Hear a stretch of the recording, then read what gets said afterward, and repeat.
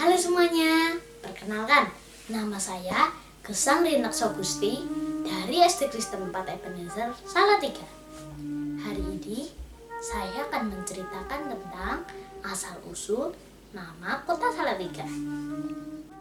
Cerita dan gambar diambil dari perpustakaan digital kota Salatiga. Yuk kita ikuti ceritanya. Alkisah seorang adipati Semarang yang bernama Ki Pandanaran. Sebagai adipati, pasti Ki Pandanaran itu kaya ya, tetapi dia juga masih suka mencari untung. Pada suatu hari, dia bertemu dengan pedagang alang-alang. Pedagang alang-alang itu mengenakan topi yang sangat besar. Dia pun teringat kalau kuda-kudanya perlu diberi makan. Dia pun mendekati pedagang alang-alang itu dan bertanya, "Paman, berapakah harga 2 bakul alang-alang ini?"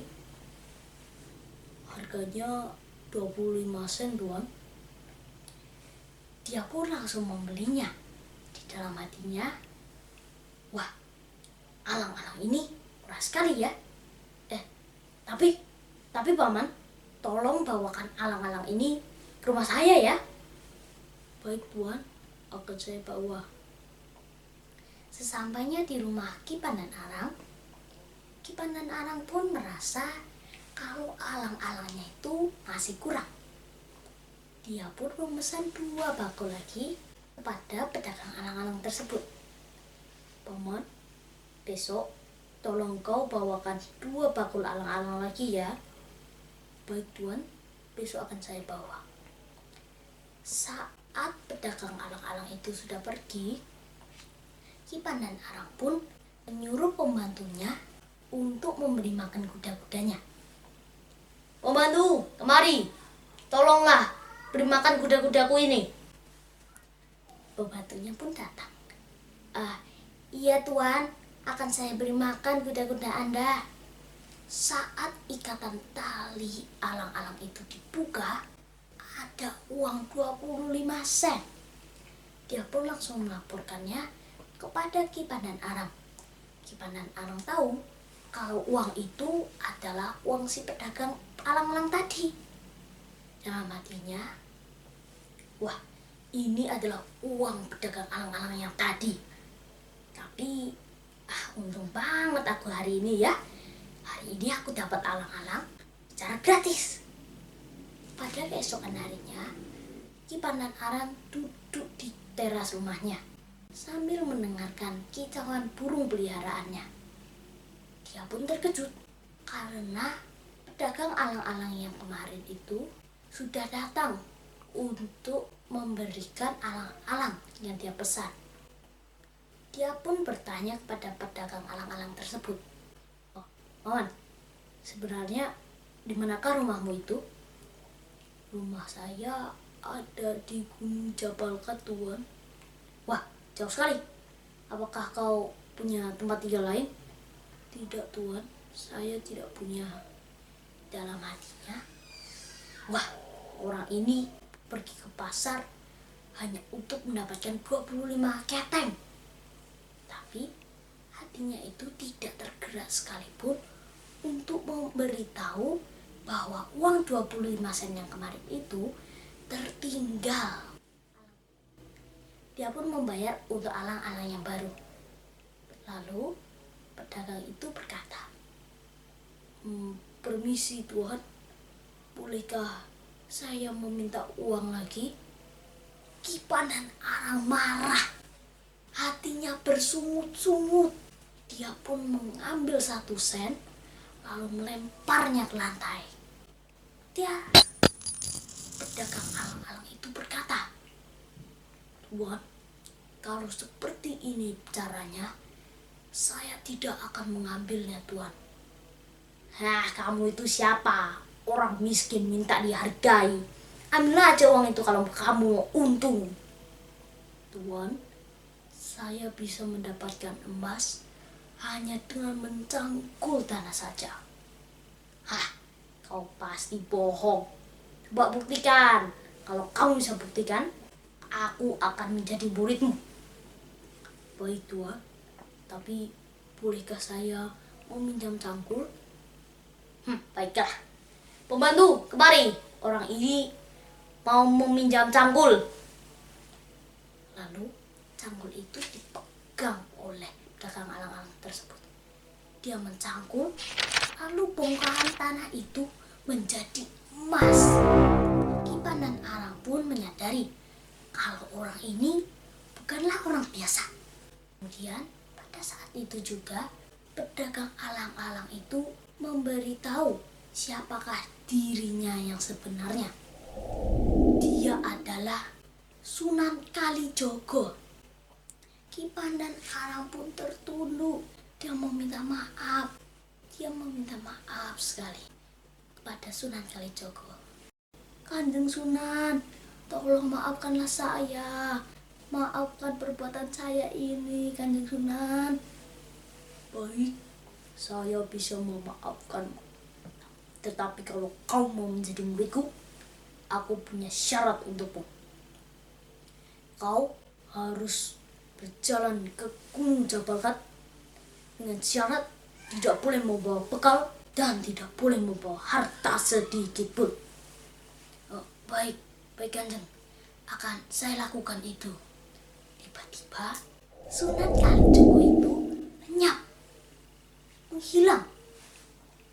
Lalu Kipan dan Alang pun menceritakan peristiwa ini kepada istrinya. Saat istrinya mendengar kalau Kipan dan Alang mau pergi ke Gunung Jabalkat, dia pun ikut bersamanya. Tapi Kipan dan Alang melarangnya untuk ikut bersamanya. Istrinya itu membujuk Kipan dan Alang supaya dia bisa ikut bersama Kipan dan Alang. Akhirnya Kipan dan Alang setuju dan mengizinkan istrinya itu untuk pergi. Syaratnya tidak boleh membawa bekal dan tidak boleh membawa harta sedikit pun. Saat dia mau meninggalkan rumahnya, Kipan dan Alang melihat kalau istrinya itu memasukkan emas dan perhiasan ke dalam tongkat bambu gading. Dia pun memutuskan untuk berjalan lebih dulu supaya istrinya menyusulnya dari belakang. Setelah dia mendaki Gombel, dia beristirahat di sebuah tempat. Tempat itu udaranya sangat segar, udaranya sangat sejuk. Maka sebelum meninggalkan tempat itu, dia menamai tempat itu Ngesrep. Dia pun melanjutkan perjalanannya. Dia melihat buah lo, lalu dia memetiknya dan memakannya. Lo itu rasanya pahit. Jadi dia menamakan tempat itu Lo Pahit.